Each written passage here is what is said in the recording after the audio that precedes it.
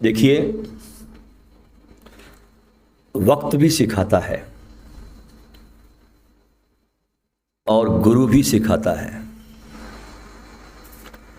पर दोनों में अंतर सिर्फ इतना है कि गुरु सिखाकर इम्तिहान लेता है और वक्त इम्तिहान लेकर सिखाता है। भारतवर्ष की पहचान है हमारी एक, वो पहचान क्या है? भारतवर्ष की आध्यात्मिक धरोहर, जो किसी भी देश के पास नहीं है। ऐसी धरोहर तो कई विश्व में दूसरी जगह मिलती ही नहीं। और भारत सदियों से एक सनातन खोज है इटर्निटी की, शाश्वत की। और ध्यान रखना कि सिर्फ दुर्घटनावश भारत में जन्म लेने से कोई व्यक्ति भारतीय नहीं हो जाता,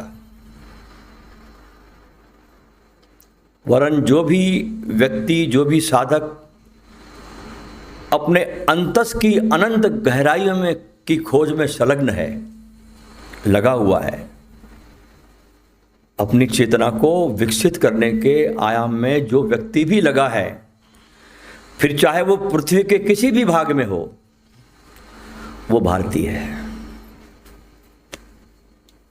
क्योंकि अकेले भारत में दुर्घटनावश जन्म ले लिया तो आप भारतीय नहीं हो गए। अंतस की चेतना की गहराइयों में कितना प्रयास, कितना श्रम किया जा रहा है, उस आंतरिक खोज में कितना आप समय दे रहे हैं, तो इस खोज में जो भी संलग्न है वो सब भारतीय है। फिर चाहे वो कहीं भी रहता हो, ईरान में रहता हो, पाकिस्तान में रहता हो, कि बांग्लादेश में रहता हो, कि कनाडा में रहता हो, कहीं भी रहता हो, वो व्यक्ति भारतीय है। सदियों सदियों से हम देखते हैं कि सारा विश्व बाहर की खोज में रहा, संलग्न रहा,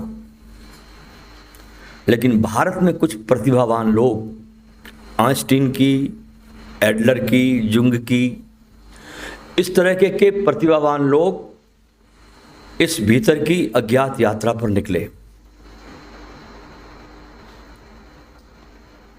और फिर जिन्होंने लौटकर करुणावश उस लोक की खबर दी जहां उन्होंने उस लोक को छुआ, जो अनुभव किया, उसकी महिमा के गीत गाए, लौटकर वे धरती पर सद्गुरु कहलाए।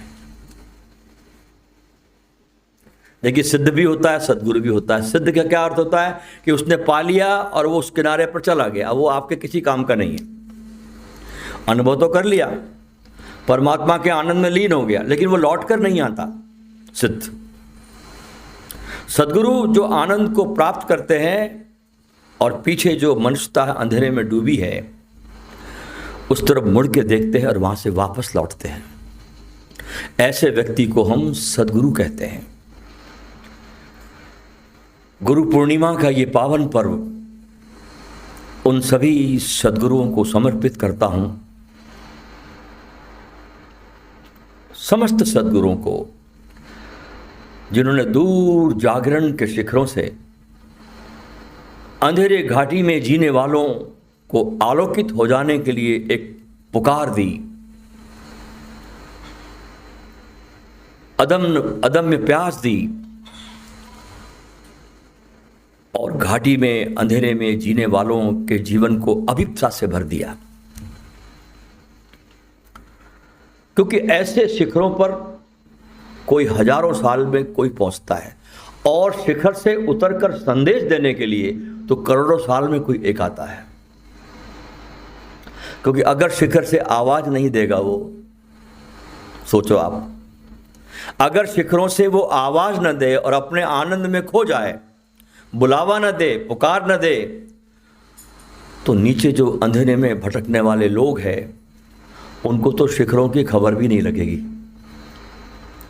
वे जानेंगे भी नहीं, वे आंख उठाकर ऊपर देख भी नहीं सकेंगे, क्योंकि उनकी तो गर्दनें कामनाओं के कारण झुकी ही रहती है, बड़ी बोझिल रहती है उनकी गर्दनें। वे सिर उठा कभी देखते ही नहीं, अपने कामनाओं में, अपनी वासनाओं में इतने बोझिल है कि गर्दनें झुक गई उनकी। अगर सदगुरु आवाज नहीं दे शिखरों से तो उठा के सिर को देखेंगे भी नहीं।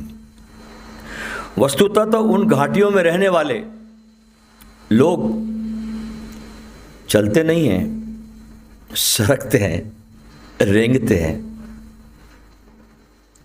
कहते हैं, कहानी है कि गौतम बुद्ध को जब ज्ञान हुआ तो 7 दिन तक वे मौन में चले गए। जैसे हमने सुना है आपको हकीम सनाई कि लाई खुर से जब उसको ज्ञान मिला तो मक्का मदीना में साइलेंस में रहने के लिए चला गया। ऐसे ही हर व्यक्ति को जब ज्ञान मिलता है, जब उसके भीतर वो फूल खिलता है, तो उस घटना को रिकॉग्नाइज करने के लिए, क्योंकि मन उसको स्वीकार नहीं करता, तो उस घटना को प्रॉपर तरीके से रोम रोम में पहुंचाने के लिए, उस घटना को रिकॉग्नाइज करने के लिए थोड़ा वक्त लगता है। तो बुद्ध को जब ज्ञान हुआ तो कहते बुद्ध 7 दिन तक मौन में चले गए। The thing has happened, everything has happened,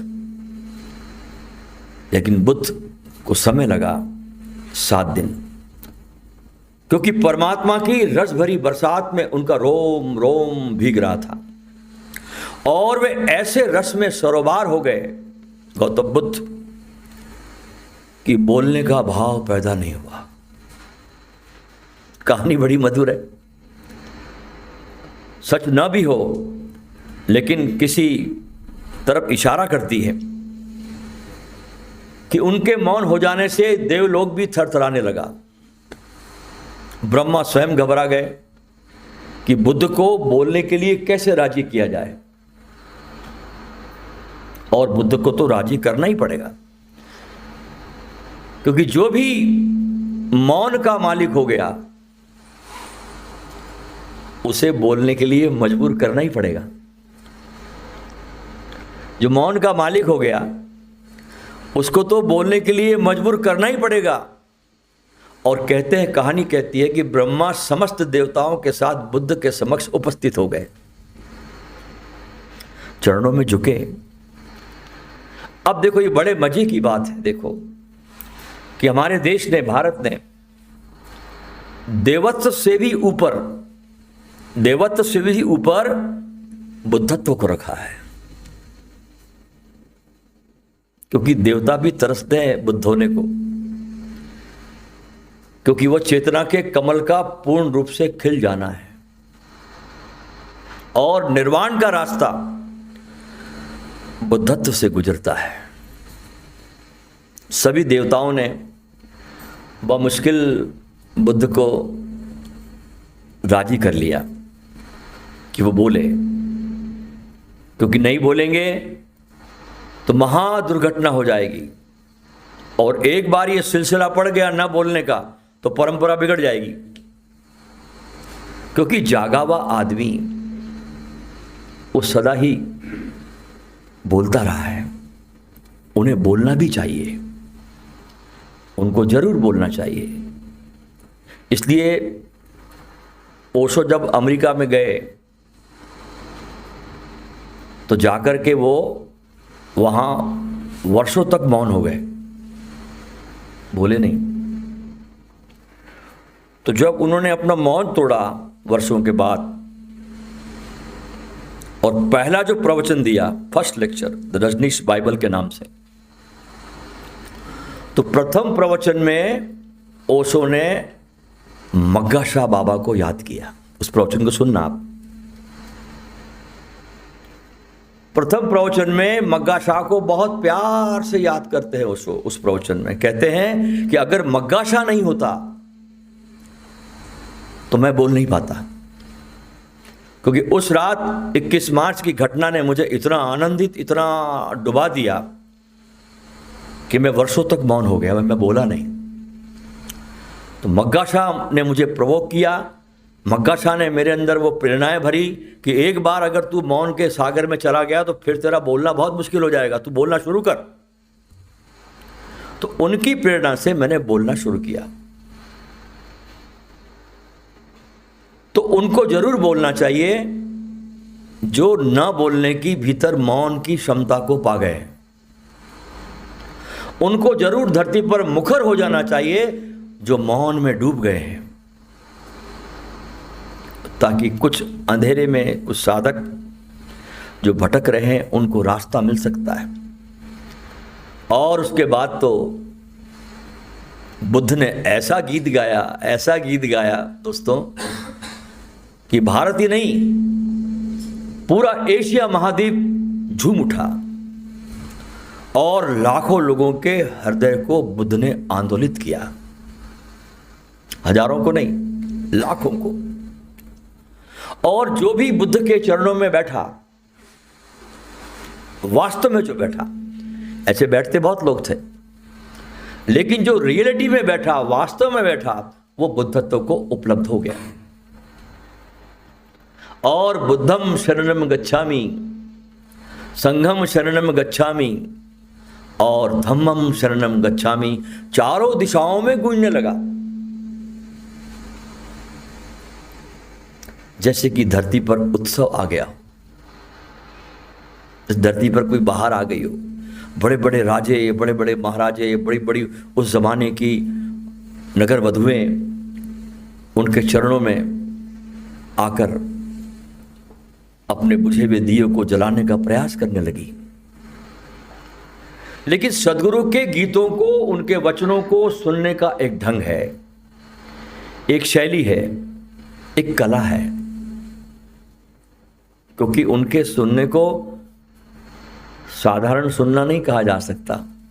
जो दिन भर तुम सुनते हो वो सुनना और एक सदगुरु को सुनना, ये दोनों एक जैसे नहीं है। इसलिए महावीर ने और बुद्ध ने इस सुनने को, उसके लिए एक अनूठा शब्द उपयोग किया, चुना है। उसका नाम दिया सम्यक श्रवण, राइट लिसनिंग।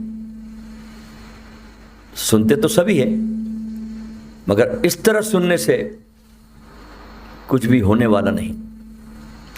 इसे मस्तिष्क से नहीं, इसे हृदय से सुनना पड़ता है।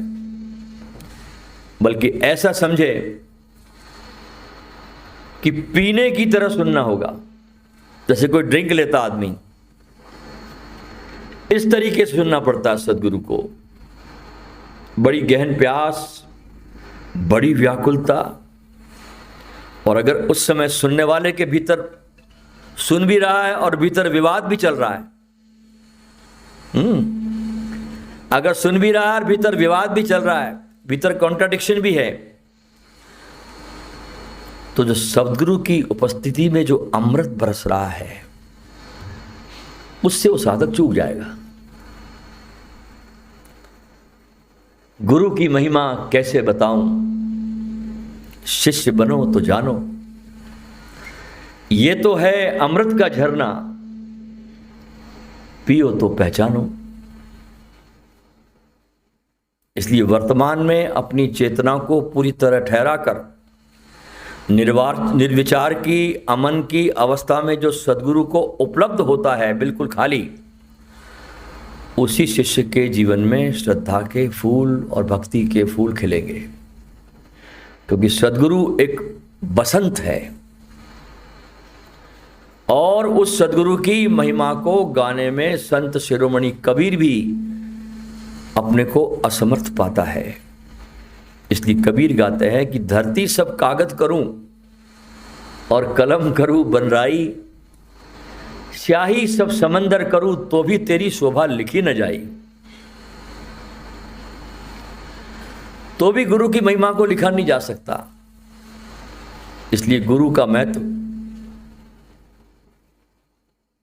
समझना हो तो शिष्यत्व की कला आपके भीतर आनी चाहिए। और मैं तो यह कहता हूं, मेरा अपना मानना यह है कि शिष्यत्व ही बुद्धत्व है और कुछ भी नहीं है बुद्धत्व। ज्यों ज्यों शिष्य अपने शिखरों पर जाता है भक्ति के, त्यों तो बुद्धत्व को प्राप्त होता है। तो शिष्य की ऊंचाइयों को हम समझें, थोड़ा जानें, उसके प्रेम में डूबे और उसको अपने हृदय में स्थान दें।